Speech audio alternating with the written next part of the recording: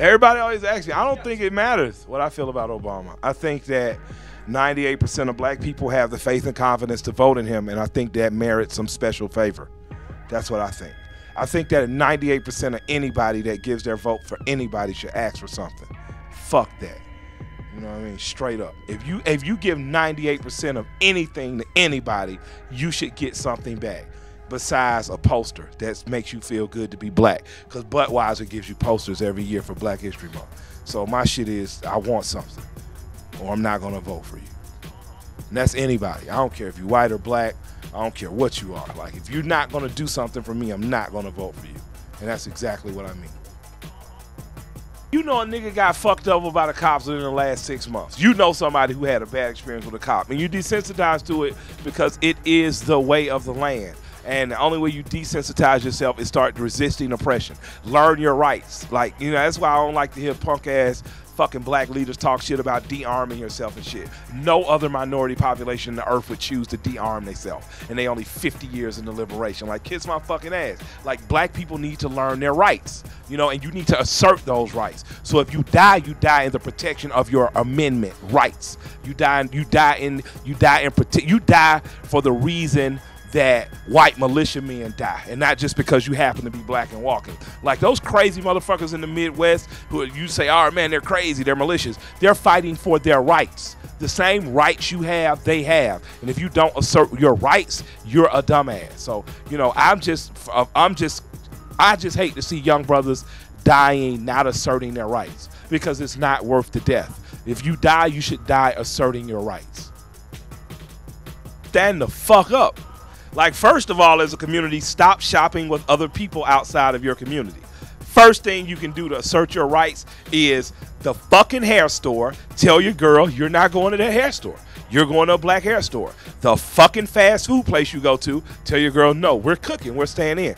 Keep your money in your community, and then your money becomes more effective, and then you can tell the punk-ass politicians that you vote for locally, if the cops keep kicking our ass, we're not going to vote for you on city council, we're not going to vote for you for county commissioner, and fuck that chief of police, we're not going to vote for the mayor if you put this violent motherfucker over us again. So if you don't assert your rights locally, if you don't assert yourself as a momentum, as a group moving in force toward the protection of your community, you're a fool. So, you know, what I advise black people to do is only shop black, only buy black, only keep your shit on some black shit, only fuck with black people, elect black politicians, and then require something of those black motherfuckers. And if they don't vote for those motherfuckers.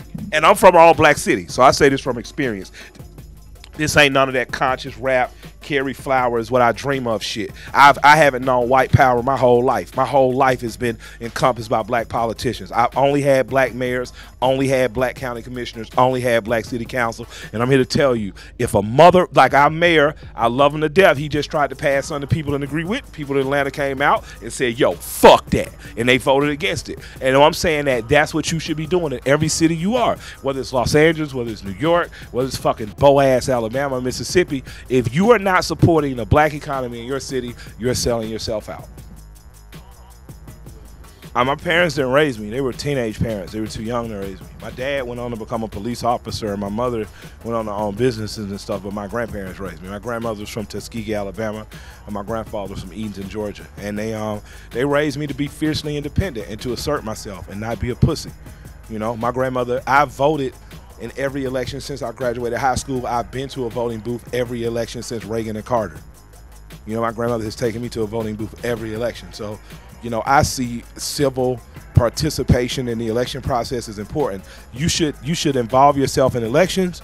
You should involve yourself in jury duty. You know, as black people, you know, we should be doing that. And you should involve yourself in economic freedom by supporting other black people. But for me, I don't see how, when people ask me, why would you get involved in it? My question is, how could you look at the world and not? Like, how the fuck can you keep seeing black boys being accidentally killed in the back of police cars or killing themselves and not be involved, you know? I've been watching current TV since I've been out here just smoking weed, watching current TV, and I'm looking at, like, farmers unions in Bolivia bucking against the government. Like, why are these people who have nothing courageous enough to do it, and you're sitting here in America with nothing and not courageous enough to do it? You know, listening to a rap song, feeling like you're balling, but you're not, because you have to go to work tomorrow, to a job that may fire you because you're not allowed to have a union. So for me, it's just common sense. If there's a power that oppresses you, resist it. And you don't have to resist power in a dramatic way by wearing scarves and facing tear gas. You can just simply start to do very little things that resist robotica, that resist making you a robot. You know, I heard a Phoenix Shakur say one time that revolution is as simple as walking down a sugar aisle with a razor blade and cutting every bag open.